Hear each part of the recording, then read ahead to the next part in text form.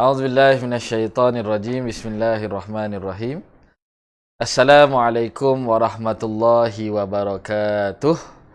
Alhamdulillahirabbil alamin wassalatu wassalamu ala asyrafil anbiya'i wal mursalin wa ala alihi wa sahbihi ajmain. Rabbi shrah lana sudurana wa yassir lana umurana wa hlul 'uqdatam min alsinatina yafqahu aqwalana.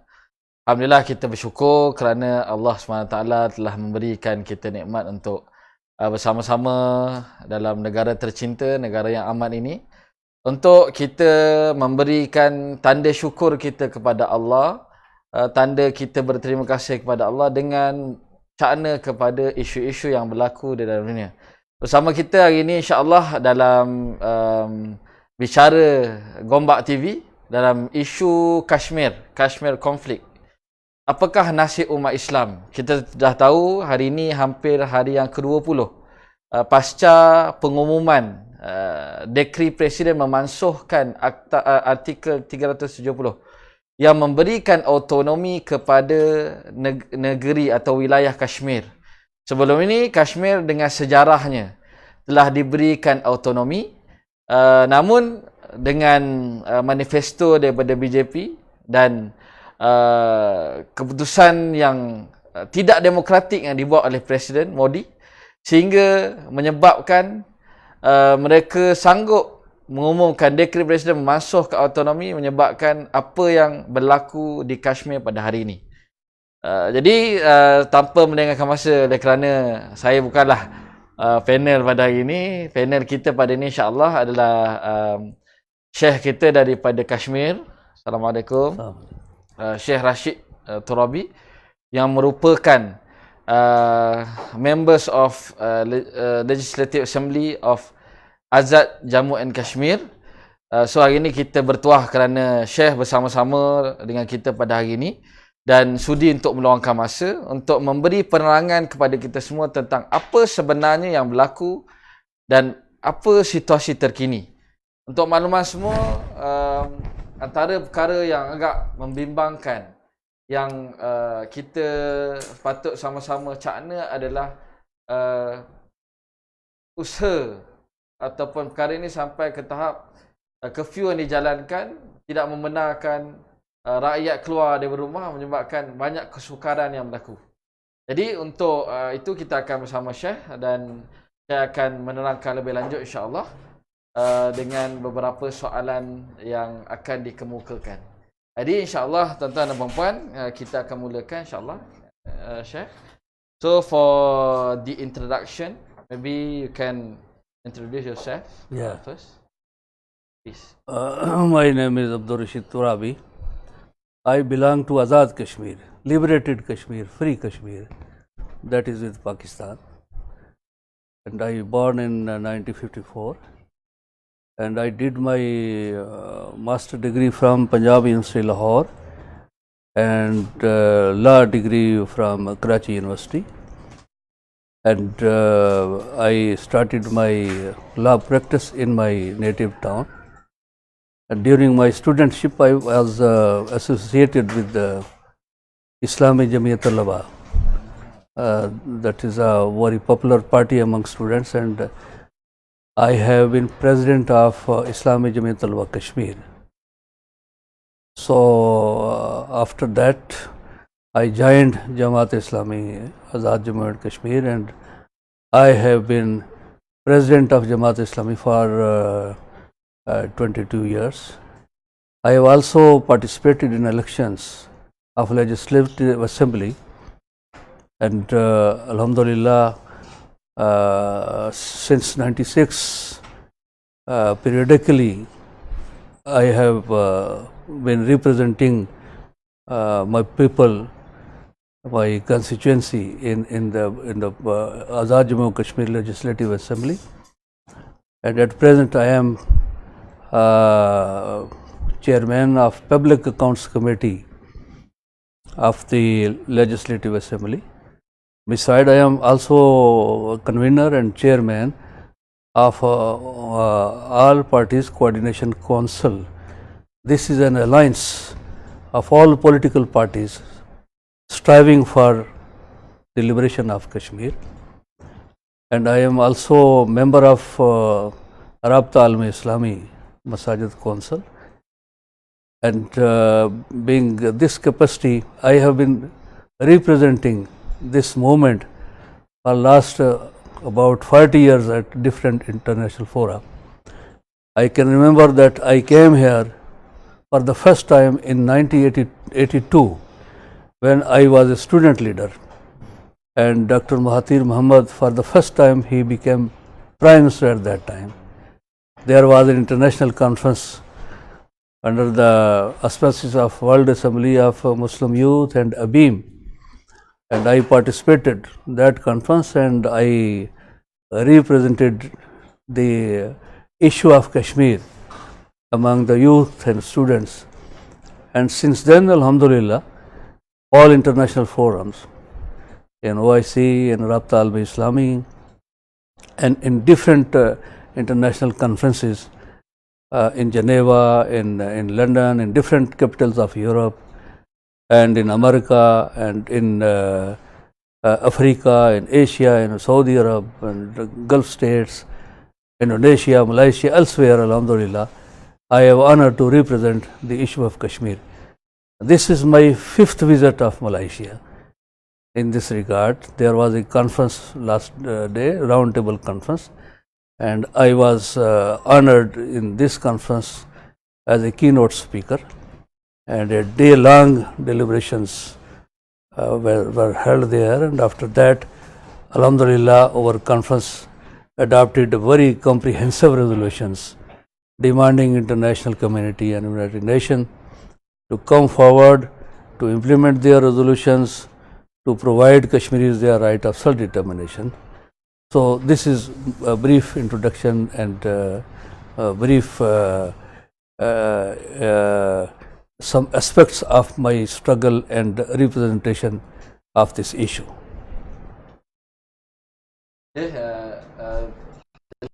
Perkenalkan diri seperti yang disebutkan kepada anda semua tadi, Syekh antaranya adalah pernah menjawat jawatan Amir kepada Jamaat Islami Kashmir, Azad Kashmir selama hampir 22 tahun, 22 years. Dan juga agak aktif sejak dari student. Pertama kali Syekh ke Malaysia adalah ketika mewakili Badan Pelajar Kashmir dalam satu conference yang dia laksanakan di Malaysia. Dan dia turut berjumpa dengan Tun Dr. Mahathir pada ketika itu. Dan antara yang menarik juga, Syekh mengatakan dia telah berjaya, Alhamdulillah, kekal ataupun memenangi dalam kerusi parlimen lah, untuk kita mudah faham, selama 3 penggal. Dan sekarang beliau aktif dalam program-program peringkat internasional setelah beliau tidak lagi sebagai Amir Jamaat Islami Kashmir. Beliau banyak menyertai conference, dan yang terkini adalah discussion tentang isu Kashmir yang berlangsung di Malaysia yang dianjurkan oleh Lajnah Antarabangsa PAS Pusat, yang turut membincang dan mengadakan resolusi-resolusi penting berkaitan Kashmir. Jadi untuk kita teruskan, untuk kita faham apakah isu sebenar yang berlaku di Kashmir, adalah lebih baik untuk kita memahami apakah sejarahnya. Dari sudut sejarah selama hampir 70 tahun yang menyebabkan hari ini tercetusnya satu konflik yang hampir-hampir meletus oleh kerana satu tindakan yang tidak demokratik. So, Sheikh, can you share with us the background of the Kashmir conflict that happened since 70 years ago? Yeah. Please. Regarding background, I can say that the state of Jammu and Kashmir had been a Muslim state for centuries. For about 5-6 centuries, Kashmir had been ruled by Kashmiris as an independent state. And when Britishers came in subcontinent and they colonized subcontinent, they also captured the state of Jammu and Kashmir. And later on they handed over this state to a non-Muslim Maharaja Gulab Singh, who collaborated with English at that time for the occupation of this state of Jammu and Kashmir and Punjab. So this happened in 1846, and since then this state was ruled by Gulab Singh's dynasty till 1947. So when subcontinent was divided and two separate independent countries, India and Pakistan, came into being, in accordance with the principle of division of subcontinent, this state should be acceded to Pakistan, because more than 85% population was Muslims, and this state was quite adjacent to the Pakistan, whole rivers and whole links and roads and trade relationship and religious connections and cultural cohesion. All the factors were very relevant for this state to be acceded to Pakistan. But because its ruler was a Hindu, and on prejudice of religious basis, he unilaterally negated, and he oversaw the basic principle of the division of subcontinent, and by the maneuvering of British and Congress, he announced the accession of the state with India at that time. And on this pretext, India tried to capture forever by landing its forces on the state of Jammu and Kashmir. The forces were sent there in Jammu and Kashmir.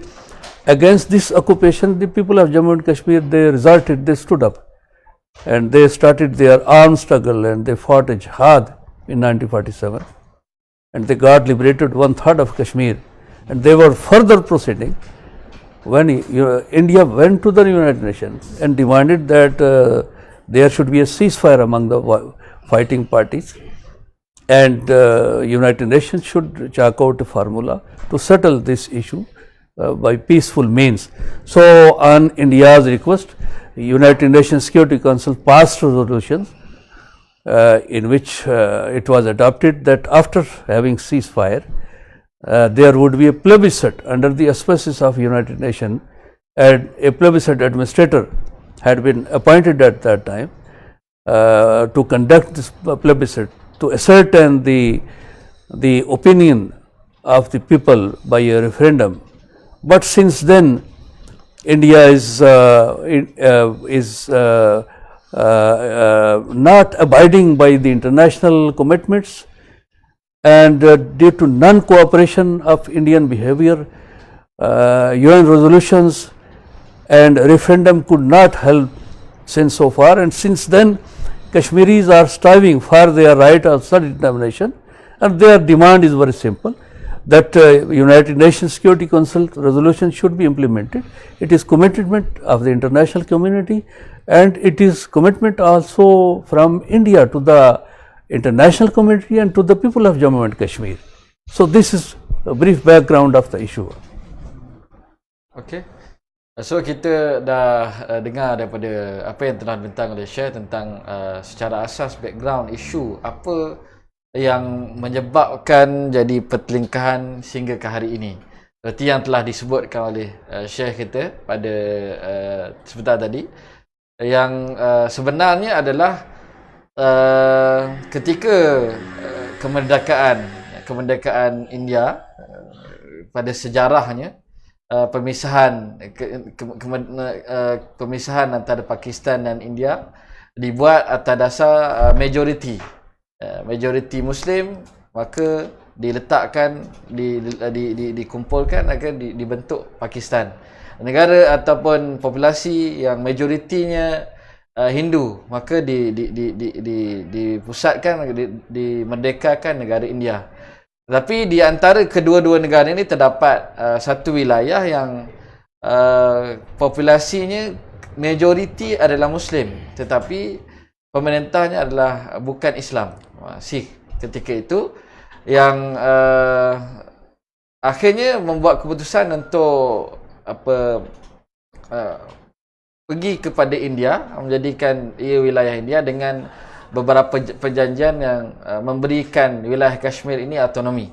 Dan ada beberapa sejarah panjang lah yang disebutkan struggle ataupun konflik yang berlaku sehingga menyebabkan mujahidin bertindak, menyebabkan ada sebahagian daripada Kashmir yang menjadi wilayah kepada Pakistan hari ini yang dikenali sebagai Azad. Dan juga sehingga hari ini Kashmir mendapat autonominya kerana background sejarah tadi, selama 70 tahun sehingga diletakkan satu artikel khas ataupun satu peruntukan khas dalam perlembagaan India itu sendiri. Jadi apabila pengumuman yang dibuat oleh dan Menteri India sendiri, Modi, yang memasukkan artikel yang memberi autonomi kepada Kashmir, ini membuatkan rakyat ataupun para cendekiawan bangun menentang kerana dari sudut sejarahnya ini satu pengkhianatan. Jadi untuk kita mengetahui lebih lanjut apakah yang berlaku pada hari ini, kita bertanyakan kepada Syeikh. So actually, after the decree announced by Modi, how is the struggle going on? Can you describe the current situation happen nowadays? Yes, rather I would say that what Narendra Modi have done on 5th of August with Kashmir, it was continuation of the policies of the Indian government. On one side, they committed in 1947 and 1948 that they will cooperate with the United Nations Security Council for a referendum, but on the other hand, they tried to change the demography of the state of Jammu and Kashmir, its Muslim character and its Kashmiri character. So they massacred Muslims more than 300,000 in 1 month of November of 1947 in Jammu province, and hundreds of thousands other Muslims, they have been pushed from their houses to Pakistan and Azad Kashmir, and now we have about 2.5 million refugees. Those refugees who have migrated, who have forced to migrate their houses in 1948, 1947, and in 65 and 71, and during this period of 30 years, we have received more 50,000 refugees who have been forced to leave their houses. So this is continuation of their policy, that they try to change the Muslim character of the state by pushing them and by massacring them and by forcing them to leave their houses. So this was a continuation, as I told. On 5th of August, Narendra Modi government took an initiative to repeal the article of 370 of the Indian Constitution and also Article 35 of the Indian Constitution. These two articles were providing state of Jammu and Kashmir a special status within Indian Union, and these two separate clause of the Constitution, these were outcome of agreement between Hari Singh and Sheikh Abdullah at that time, and the then founder of India, Mr. Nehru, and Mahatma Gandhi and Mr. Patel, and they assured Kashmiris that being a part of Indian Union, Kashmir would enjoy an autonomous status with its president and with its prime minister and with the constitution and with its constituent assembly. So these all things has been withdrawn and eroded, and now the state has been divided into two parts, and they integrated to the union, and they have dismantled the status of state even, and forecasting a strong resistance, they have deployed more than 100,000 more troops. Already there were operating 800,000 troops to crush this popular movement. And during this period of 30 years, they have killed 100,000 of our brothers and sisters. And there is a total martial law for last 23 days. Today this was 23rd day of continued curfew, and this was a kind of martial law.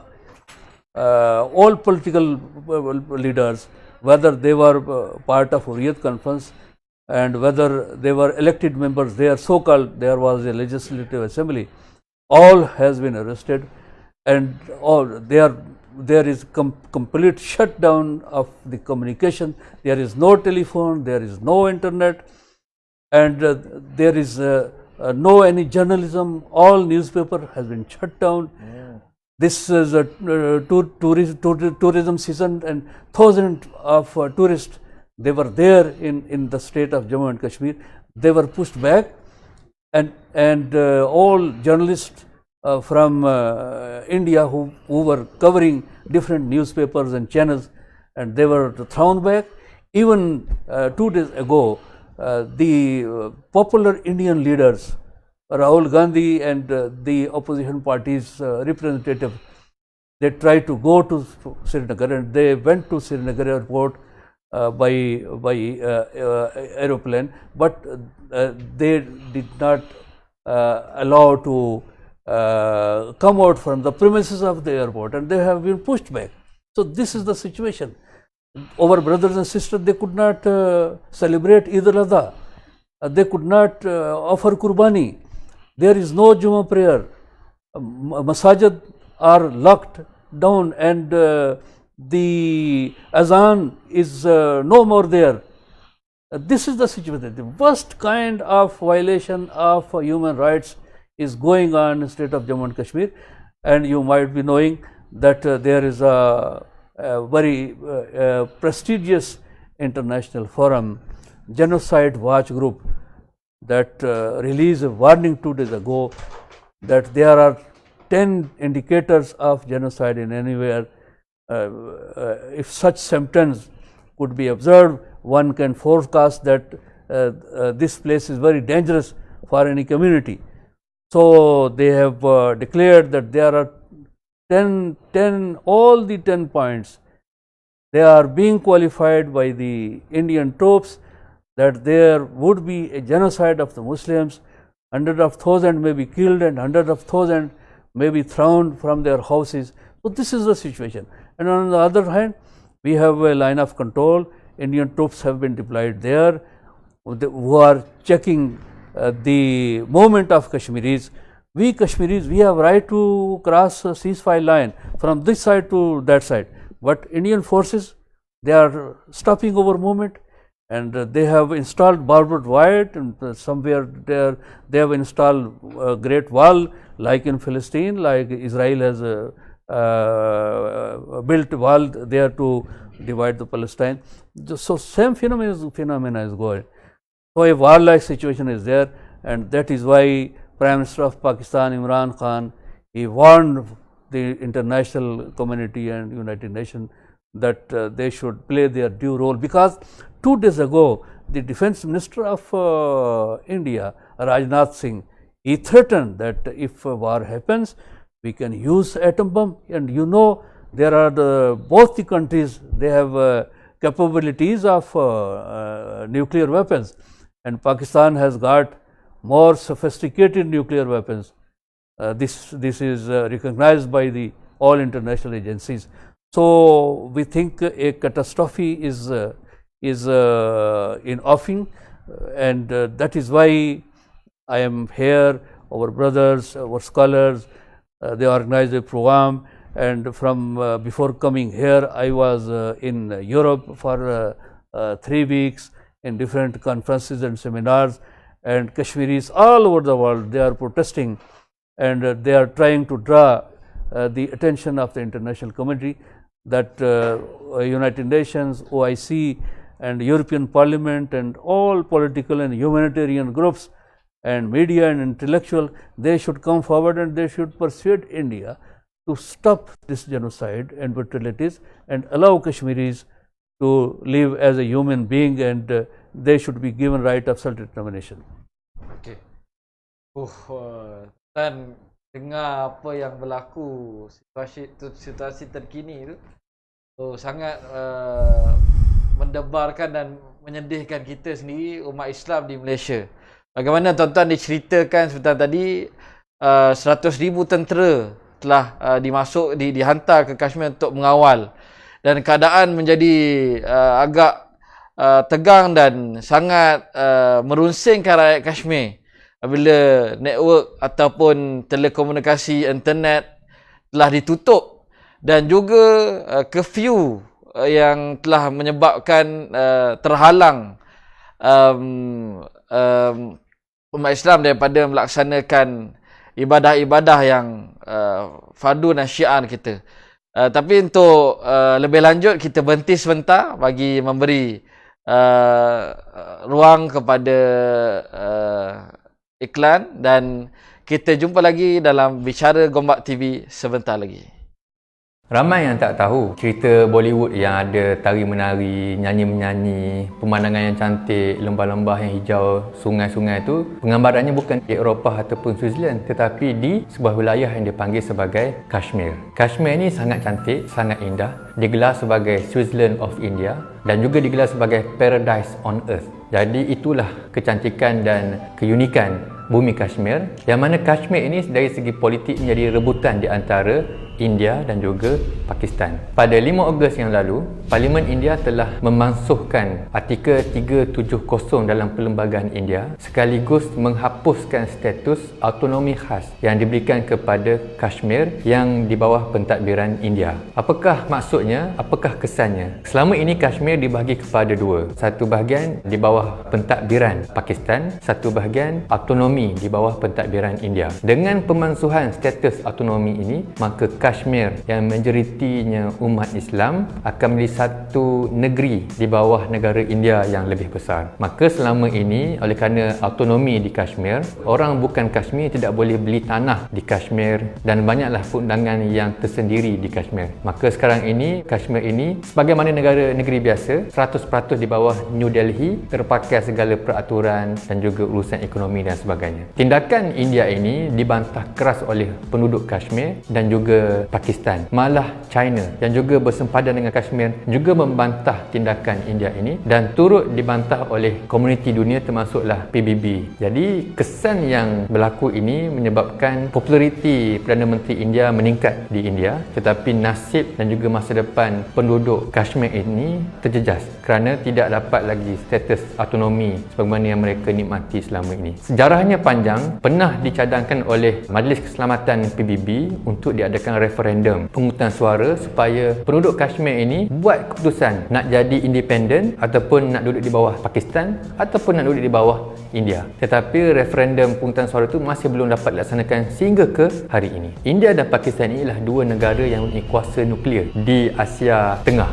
Jadi kalau mereka ini bertempur ataupun mahu ada bibit-bibit peperangan, ia memberikan satu risiko kepada rantau Asia keseluruhannya. Maka perkara ini perlu dihalang secara diplomasi dan dan juga demokrasi. Diplomasi bermaksud rundingan perlu diadakan di antara India, Pakistan, Kashmir supaya dapat diselesaikan, dan kenyataan oleh Kerajaan Malaysia melalui Yang Amat Berhormat Perdana Menteri dan juga Menteri Luar amat tegas dalam bab ini, dan Malaysia sedia menjadi orang tengah untuk menyelesaikan konflik ini. Dan di sana ada juga peranan kumpulan-kumpulan Islam ataupun ulama-ulama di India dan juga Pakistan untuk meredakan keadaan. Jadi diplomasi ini sangat penting dan diberikan juga ruang demokrasi kepada penduduk Kashmir untuk menentukan nasib dan masa depan mereka sendiri. Mengapa Perdana Menteri India bawa usul ini? Antara hujahnya ialah untuk beri peluang pekerjaan dan peluang ekonomi kepada Kashmir, supaya ekspor dan import Kashmir ini dengan hasil tekstilnya, pelancongannya dapat dikeluarkan dan diekstrak dengan lebih baik. Tapi itu menjadi alasan mudah oleh India, sedangkan bagi Pakistan dan juga bagi penduduk Kashmir ini adalah satu tindakan politik yang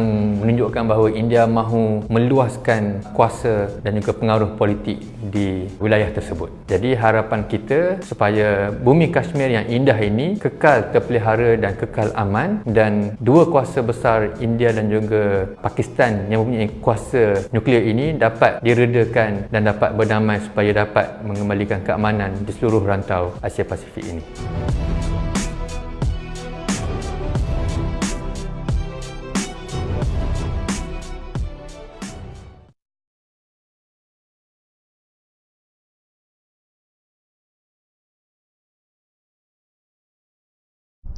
Okay, bersama kita dalam Bicara Gombak TV berkenaan dengan konflik Kashmir. Apakah nasib umat Islam?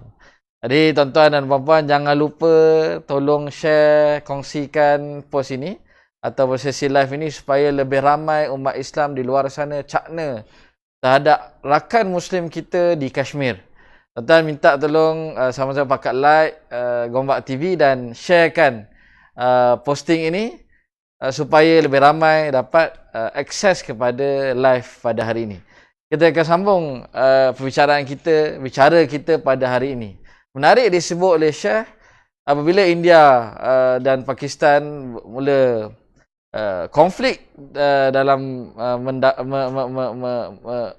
memerdekakan ataupun mendapat wilayah Kashmir ini, sehingga di satu peringkat India cuba memujuk ataupun pergi kepada PBB, sehingga akhirnya perbincangan Security Council ataupun Majlis Keselamatan PBB telah menasihatkan kepada India untuk membuat satu referendum kepada rakyat Turki, mengambil suara tiap-tiap rakyat Kashmir, maafkan saya, mengambil suara tiap-tiap rakyat Kashmir dan biar mereka tentukan sama ada Kashmir ini akan mereka mahukan Kashmir ini di bawah India atau di bawah Pakistan atau di merdeka sebagai sebuah negara yang bebas. Jadi untuk itu kita akan teruskan soalan kepada Syeikh. Cuma untuk pesanan awal bagi tuan-tuan dan puan yang ingin bertanyakan soalan, boleh terus tulis saja dalam sesi live ini, komen saja soalan. Dalam bahasa Melayu boleh, dalam bahasa Inggeris boleh. InsyaAllah kita akan cuba ajukan soalan kepada Syeikh supaya kita dapat maklumat daripada Kashmir, insyaAllah. So we continue our discussion. Can you describe more about our Muslim brother at Kashmir? What happened and current situation of our Muslim brother? Yes, as I was mentioning, that there is a worst kind of human rights violation, and the international laws and the Charter of United Nations allows every human being to practice his religion. No authority, no force can hinder religious obligation. It is the international crime. And this is being done by the Narendra Modi government in the state of occupied Jammu and Kashmir. For last 23 days, all the mosques are closed. There is a total shutdown of the business, and there is a total clampdown on religious activities. Even one can not offer azan. All the loudspeaker from the masajid has been dislocated, and even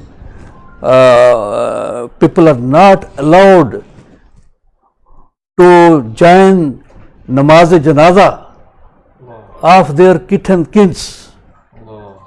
Our youth are being killed, and their parents and their kith and kins are not allowed to participate in their Salat al-Janaza. So this is worst kind of the best violation of the basic human rights. And this is a challenge not for the Kashmiri Muslim, this is a challenge for whole Ummah.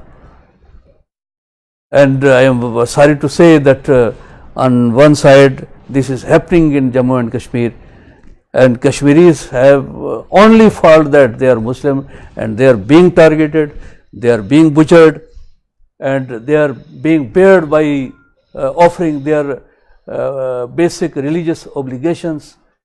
And on the other side, some of our Muslim rulers, they are awarding their national awards to Narendra Modi. This is, I think, this is very, very concerning aspect, and we demand our Muslim brothers, our rulers, our Muslim leadership of OIC, that they should come out and they should not play a role of spectator, observer. Rather, they should play a role of leadership, and they should act upon, and they should respond collectively to end the miseries and this dilemma of the century which is being faced by the Kashmir. So tuan-tuan dan puan-puan, kita amat menyedihkan situasinya. Bayangkan tuan-tuan, suatu hak asasi manusia dalam beragama telah dinafikan. Bila disebutkan masjid-masjid dikunci dan tidak dibenarkan azan oleh kerana curfew yang dikeluarkan. Malang yang kedua buat umat Islam di Kashmir, sedang mereka seronok nak meraihkan Idul Adha, tiba-tiba kerajaan India telah melaksanakan perkara ini yang menyebabkan mereka tidak dapat untuk meraihkan perayaan. Ini satu penghinaan atau cubaan untuk mencalarkan hak asasi yang sepatutnya diberikan kepada orang-orang Muslim di sana. Tuan-tuan dan puan-puan, amat menarik sekali yang disebutkan oleh Syeikh sebentar tadi, yang cuba mempersoalkan peranan OIC atau negara-negara Islam. Adakah sekadar melihat dan mendengar sahaja apa yang berlaku hari ini tanpa ada suatu solusi dan tindakan lanjut yang boleh kita sama-sama menguatkan antara satu sama lain. Bayangkan tuan-tuan, dalam berita yang dilaporkan, sebenarnya bukanlah hanya pada 20 hari ini saja selepas pengumuman itu dibuat. Sudah berpuluh-puluh tahun peperangan demi peperangan, konflik demi konflik, pembunuhan, kematian, dan dilaporkan juga ada ramai isteri dan anak yang menjadi ibu tunggal apabila suami mereka hilang tanpa diketahui. Banyak kes yang berlaku, suami hilang, kematian tidak dijumpai, yang dipercayai ada unsur-unsur untuk mengurangkan ataupun menganiaya golongan-golongan Muslim yang menjadi majoriti di Kashmir. Antara perkara yang dibangkitkan juga apabila artikel 35A juga yang menjadi satu peraturan di Kashmir apabila tidak boleh dijualkan tanah rakyat Kashmir kepada orang luar telah dihapuskan. menunjukkan ada suatu tujuan-tujuan tersembunyi mereka untuk cuba menguasai, cuba membeli tanah, cuba untuk mengambil alih Kashmir daripada majoriti umat Islam. So, jadi untuk kita teruskan lanjut, kita ingin tahu apakah possibility ataupun solusi yang kita boleh laksanakan. Mungkin Syekh akan kongsikan apakah resolusi yang telah dibuat dalam persidangan meja bulat yang kita telah dilaksanakan. So, Syekh, after the 20 days of the riot that happened in Kashmir, what's the possibility of the solution that the possibility of the solution? Should we let the body continue to implement his promise on recently previous election? Yeah. The solution is very simple. We demand that the Security Council resolutions should be implemented.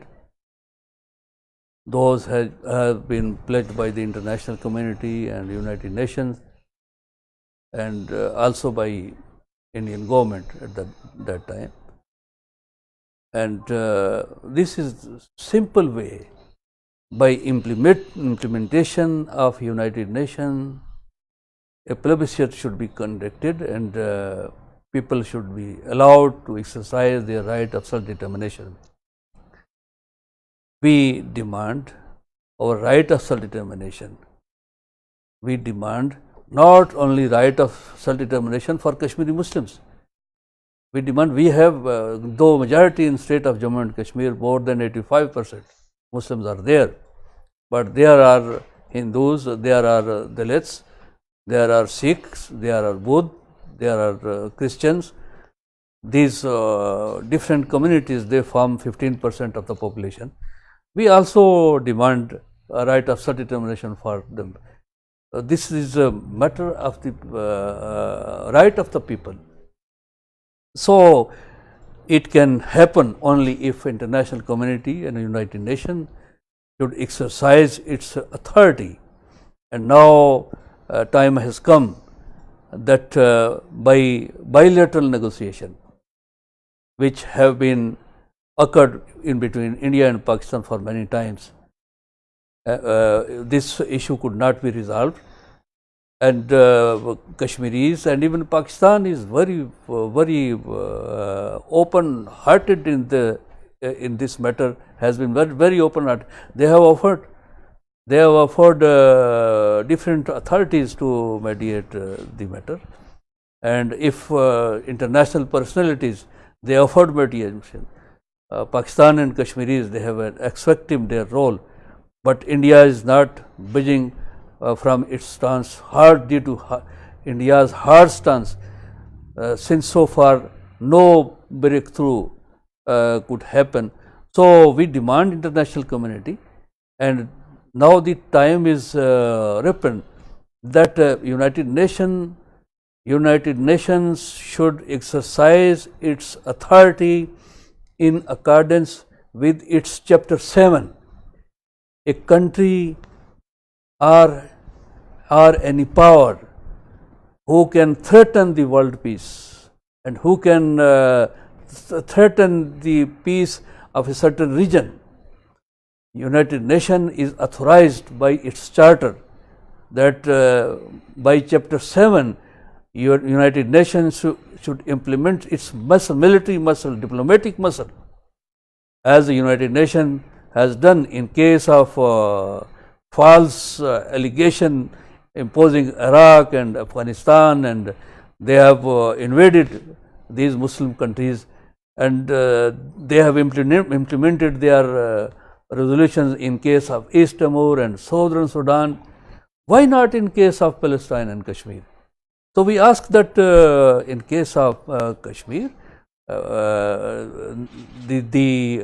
the imperialistic and hegemonic policies of Narendra Modi has threatened the peace of the region and even peace of the whole globe.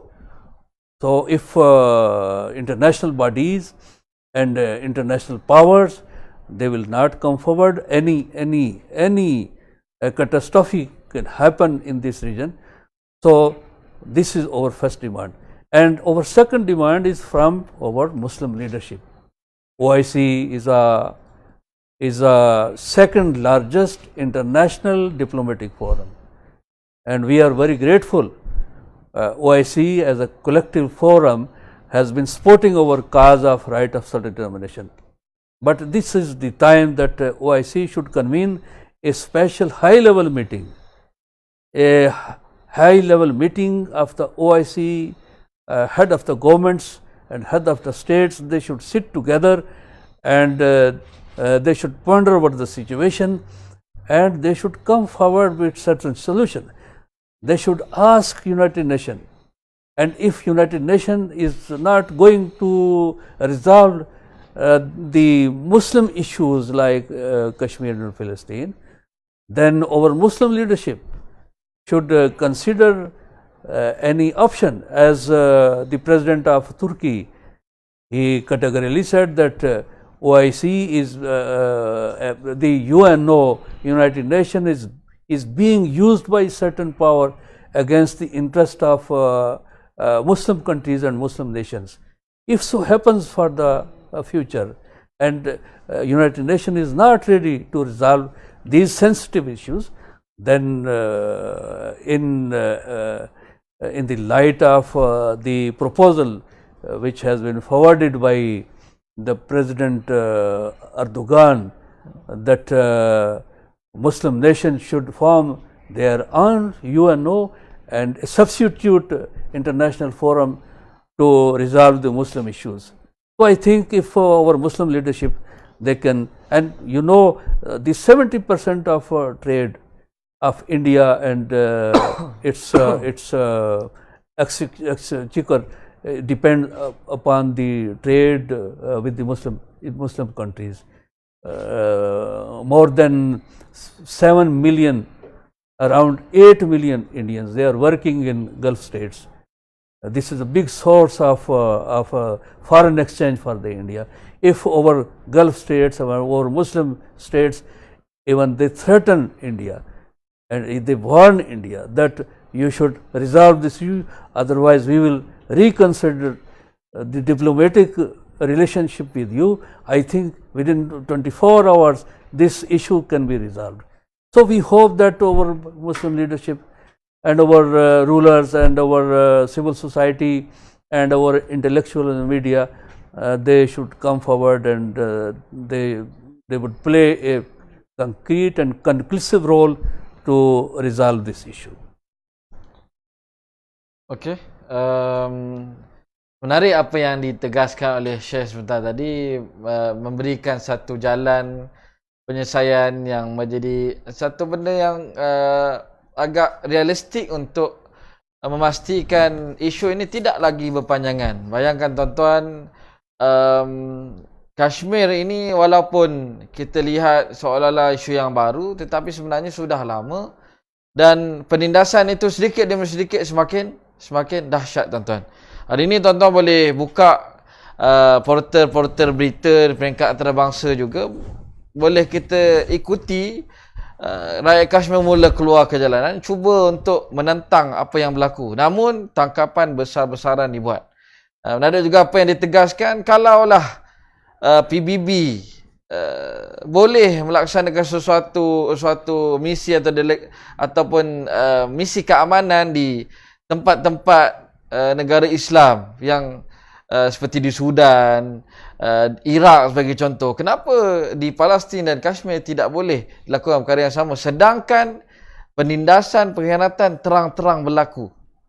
Itu yang disebutkan desakan kepada yang pertama kepada UN sendiri atau PBB untuk melaksanakan sesuatu, untuk bertindak benar-benar atas landasan keadilan, bukan hanya memilih atas favor ataupun kehendak-kehendak tertentu.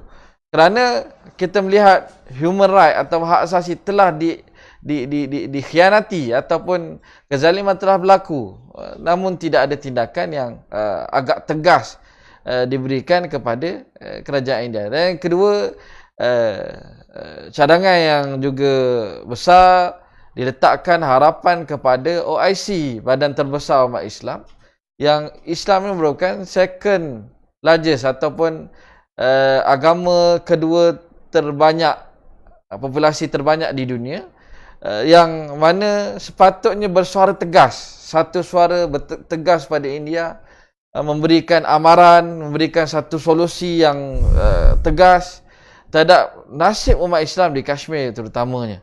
Seperti yang tegas yang disebutkan Presiden Erdogan mencadangkan, kalaulah PBB tidak boleh melaksanakan sesuatu, kenapa umat Islam tak boleh melaksanakan satu coalition atau satu pertubuhan yang baru, yang kuat, yang boleh mengatasi ataupun menyelesaikan kemelut yang berlaku.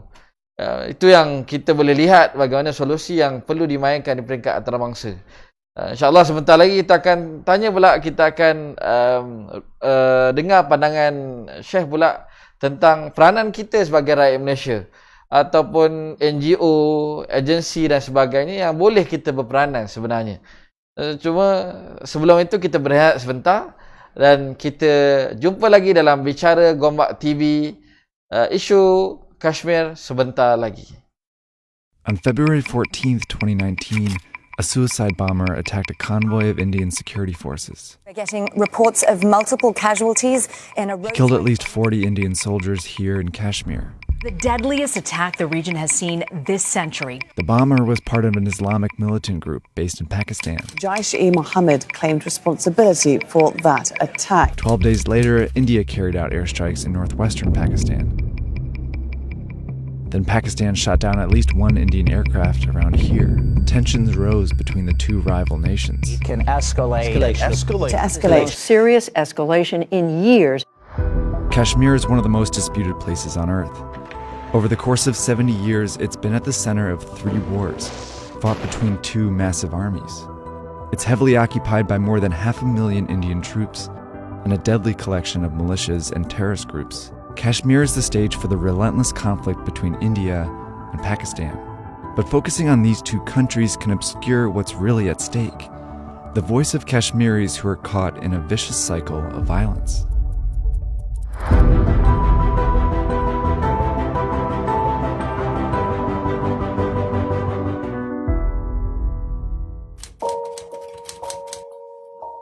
Whenever there is any conflict between India and Pakistan, Kashmir is always the battleground. Kashmir is a disputed area. It neither belongs to India nor belongs to Pakistan. 2 giants of nuclear giants, we are nothing in between them. There is always uncertainty. You never know what is going to happen. It can be a hartal, it can be a strike, anybody can be killed anytime. We are the pawns in their hands. It's a mess. It is a mess, and we have been affected in every possible direct and indirect way. I have been born in this conflict and I have to die within this conflict. Kashmir is one of the most strategic places in the world, where 3 powerful countries collide: India, Pakistan, and China. China invaded and took this slice of Kashmir from India and was given this one by Pakistan. India and Pakistan control these parts but lay claim to more. This region is at the center of a brutal conflict over these disputed borders, so it's important to start when the borders were being drawn. In the mid-1800s, India was a patchwork of several hundred provinces and princely states under British rule. A century later, when British India won independence, the British left and hastily decided to split the region into 2. These areas would be a new Muslim-majority country, Pakistan, and this would be the mostly Hindu but secular India. The partition was bloody. Communal hatred flares up in the Punjab. 1 million people become refugees overnight. They flee from savagery and butchery that has never been exceeded, even in India's stormy history. Amid the chaos, some princely states were given the choice to join either country. In most cases, the ruling monarchs followed the will of their people. But this state, called Jammu and Kashmir, was different. It was right along this new border and had a Muslim-majority population, but was ruled by a Hindu monarch.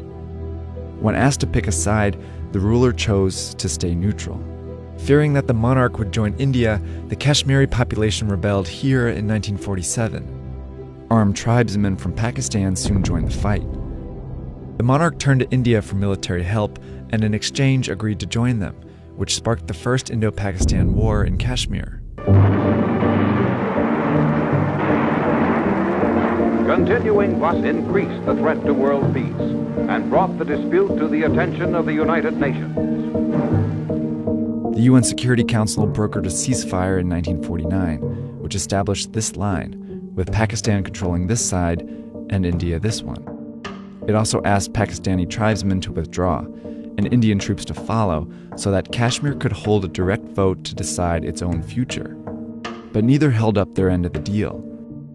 Pakistan argued that Kashmir's Muslim-majority population rightfully belonged with them, while India insisted that Kashmir was handed over to them by the Hindu monarch, so they doubled down and added Kashmir to their constitution. The vote was never held. I think every person in Kashmir has been affected by India and Pakistan. The Kashmir is completely destroyed by India as well as by Pakistan. This is a territorial dispute, they call it. They don't need people. The main stakeholders are the Kashmiris. Their opinions are not being heard. Both countries continued to tighten their grip around it for decades. Kashmir, fighting is going on and heavy casualties in men and equipment have been inflicted on the aggressor. In 1965, the Second Indo-Pakistan War broke out in Kashmir. Thousands of people were killed between the huge armies on both sides. A ceasefire ended the war, but didn't change this line. Kashmir was kept divided and occupied. And another war broke out in 1971. This time the focus wasn't in Kashmir, it was in East Pakistan. Here, India helped rebels fight for independence and dealt Pakistan a devastating defeat. This region became a new country, Bangladesh, and Pakistan lost its eastern half. This made Kashmir more important than ever. It became one of the most militarized places on earth as India and Pakistan deployed planes, tanks, artillery, and soldiers along the line of control. On the political front, in '87, India reportedly rigged an election, declaring a pro-India party as the winner. Now, this was a big turning point for many Kashmiris, who felt they were again denied the chance to vote. Thousands took to the streets in Indian-controlled Kashmir to protest the occupation. But India met the movement for independence with harsh resistance, which quickly escalated to more violence. In January, security forces opened fire on demonstrating separatists, turning a 2-year-old struggling movement into a full-blown popular uprising. More than 650 people have been killed in clashes between troops and separatists. Kashmiri militias, like the Jammu and Kashmir Liberation Front, started recruiting Muslim youth to fight for independence, and increasingly attacked the Indian military. Pakistan saw an opportunity in this insurgency. Persiaran kita kembali dalam Bicara Gombak TV berkenaan dengan konflik Kashmir. Apakah nasib umat Islam Kashmir pada hari ini? Tuan-tuan dan puan-puan, mohon tuan-tuan dan puan-puan menyebarkan video ini, tekan share, subscribe ataupun like page Gombak TV. Juga boleh subscribe YouTube Gombak TV supaya dapat info-info terkini mengenai dunia Islam dan juga isu-isu semasa di Malaysia.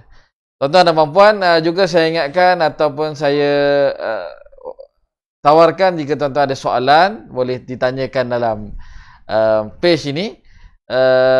InsyaAllah kita akan cuba ajukan kepada Syeikh yang datang dari jauh. Mungkin banyak soalan-soalan yang terbuku di hati tuan-tuan untuk kita fahami kemelut yang berlaku di Pakistan. Di sini ada satu soalan yang ditanyakan oleh saudari Nazirah Nurjan. Kita akan tanyakan kepada Syekh. So Syekh, there are one question from our audience. They ask, what about Pakistan? Do they help the Kashmir people in facing this conflict? Is there any country that is really helping Kashmir right now? Yes, Pakistan is supporting Kashmir. Pakistan is party to the dispute, and Pakistan has a right to be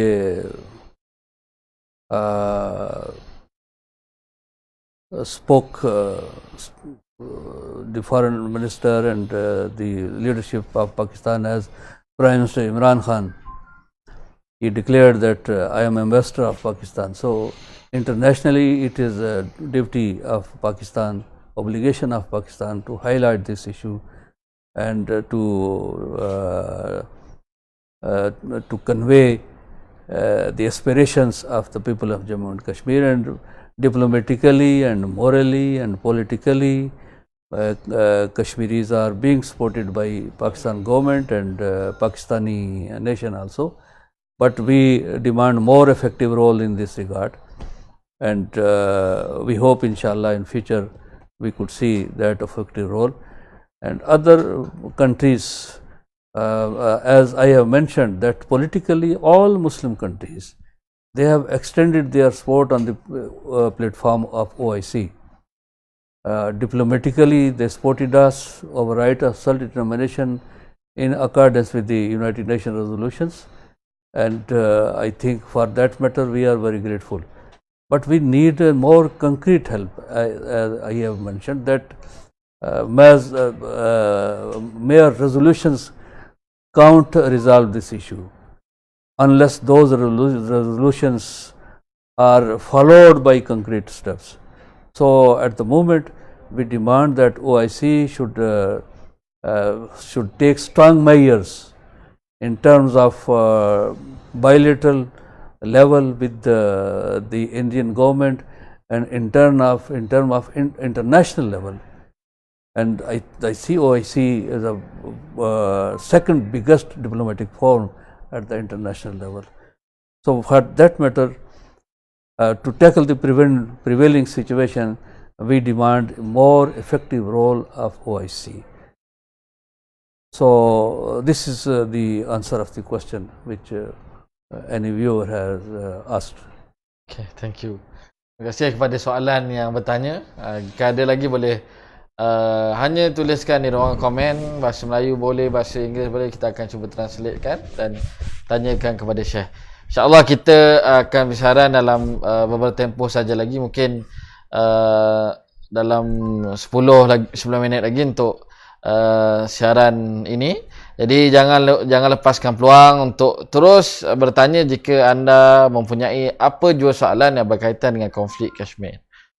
Tuan-tuan dan puan-puan, disebutkan tadi oleh Syekh berkenaan dengan peranan Pakistan, peranan Amerika Pakistan. Sehingga ini kalau kita rujuk dalam news, media-media, kita dapat lihat antara yang kuat membangkit adalah rakyat Pakistan sendiri ataupun Imran Khan, Perdana Menteri Pakistan sendiri, cuba untuk bertegas kepada negara India, Narendra Modi, untuk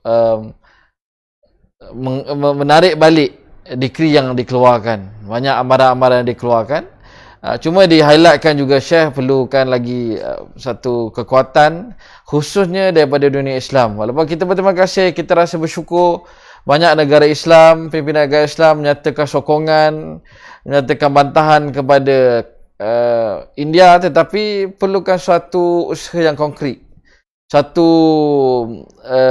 modus operandi yang jelas supaya ia bukan saja sekadar menyatakan sokongan, tetapi pastikan perkara ini ditarik balik oleh Narendra Modi, Perdana Menteri kepada India sendiri. Jadi untuk soalan yang terakhir daripada saya, yang kita ingin tahu apakah peranan kita sebagai rakyat Malaysia, ataupun jika tuan-tuan ada NGO, ada agensi-agensi yang mungkin boleh membantu, kita nak tanyakan apakah peranan kita sendiri selaku Malaysian, insyaAllah. So our last question is our contribution, how we as Malaysian, as NGO, agency, media, political parties, and of course as civil society, how we can help, support or contribute for our Muslim brother there, or all the Kashmiri. Yeah, we are very grateful to Malaysian government and people. They have always been supporting us on diplomatic front. They have supported us when we faced an dilemma of earthquake in 2005.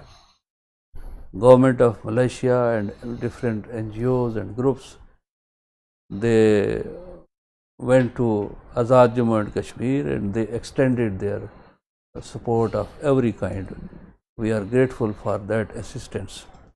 And we are also grateful all the parties and NGOs at international level who have extended support for us.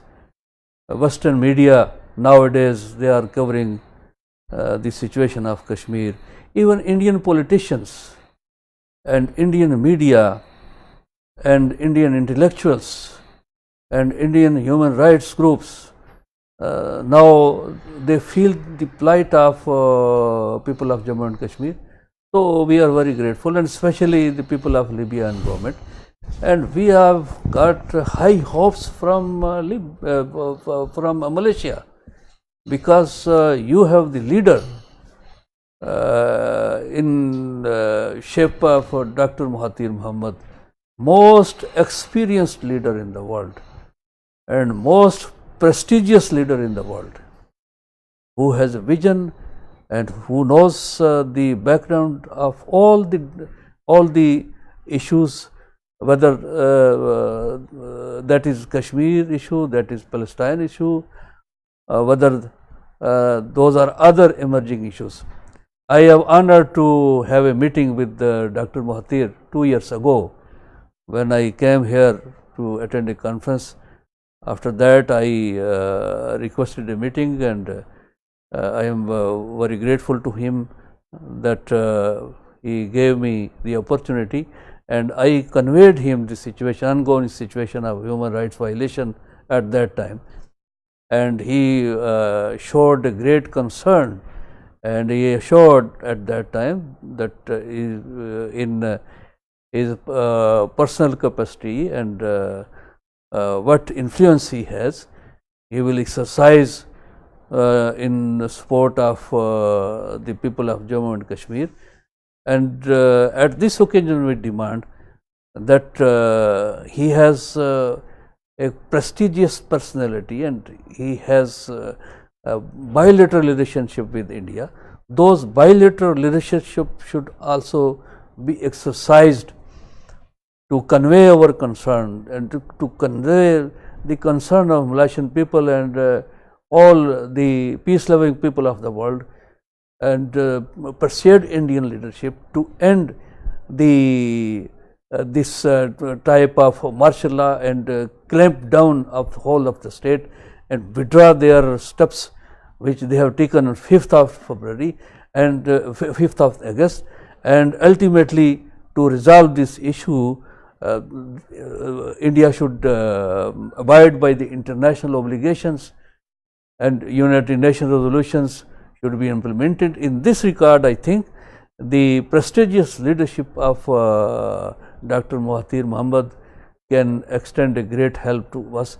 And beside his leadership, I appeal to the Malaysian nation, to the NGOs, to the intellectuals, to the political parties, to ulama and scholars, and to the media persons, and to the youth leaders, to the women, that they should come forward and they should raise voice against these brutalities, and they should ask their government, their leadership, to convey their sentiments to the international community and to the leadership of India.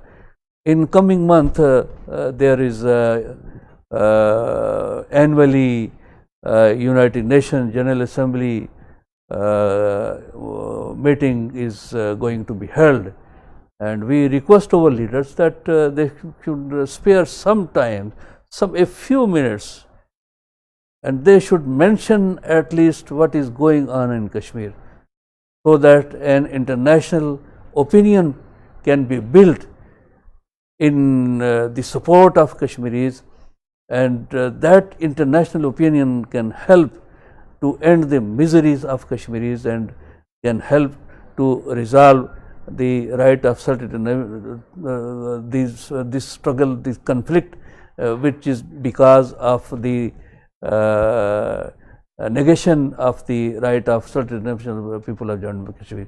Similarly, I request different NGOs and human rights group.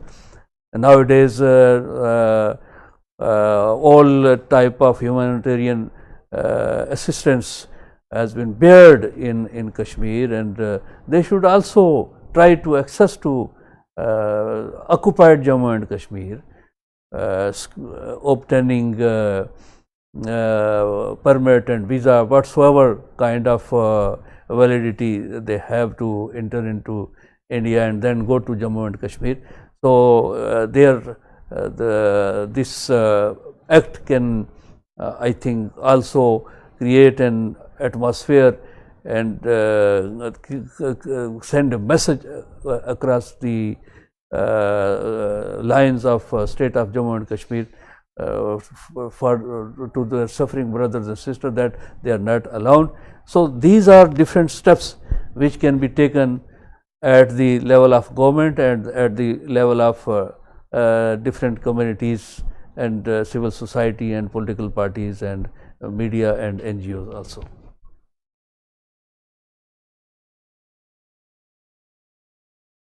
Terima kasih kepada Syekh atas jawapan yang cukup komprehensif.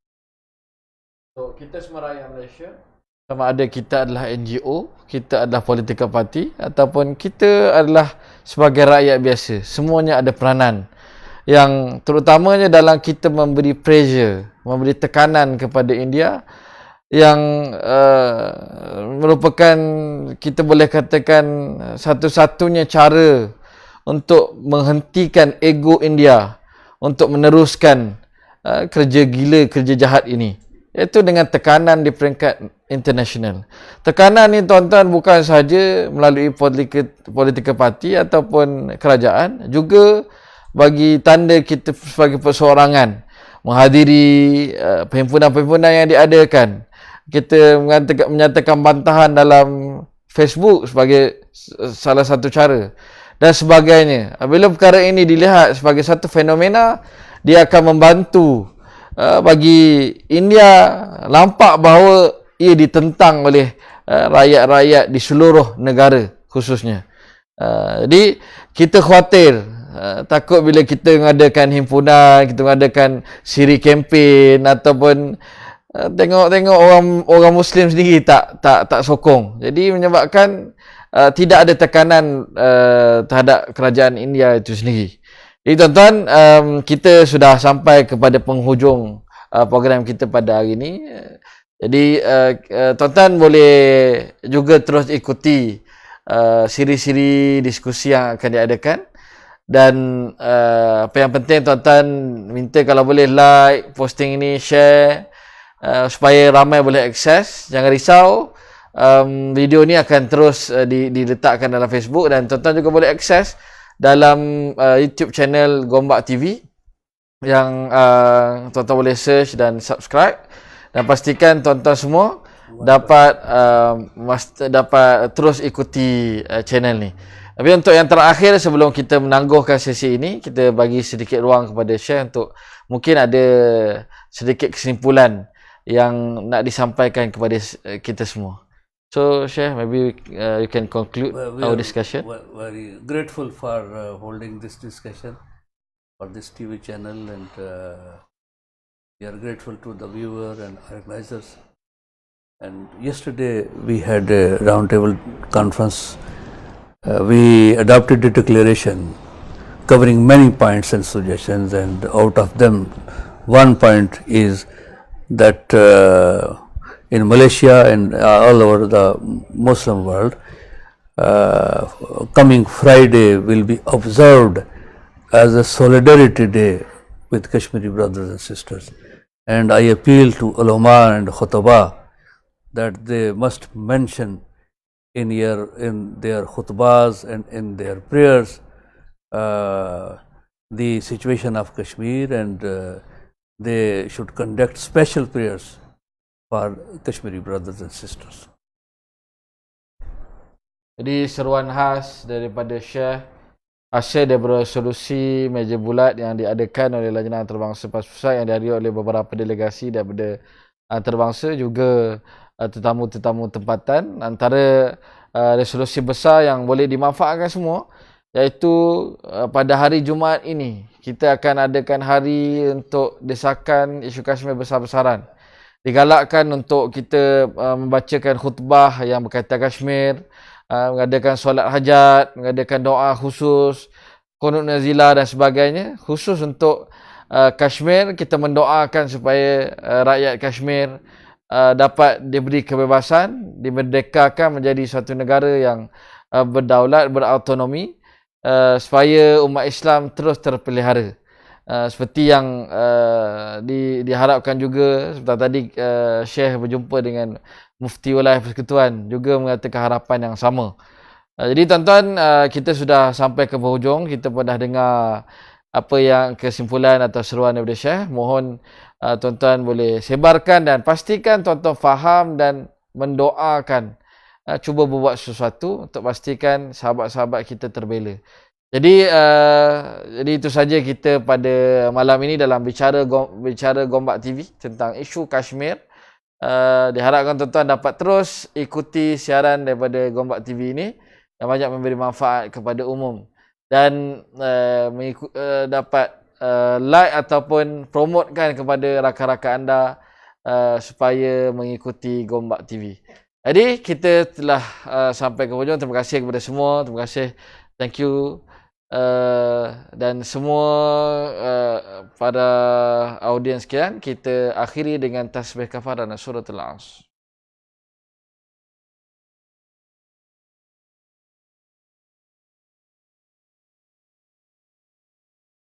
Wallahu alam, kita tutup di sini. Assalamualaikum warahmatullahi wabarakatuh dan terima kasih.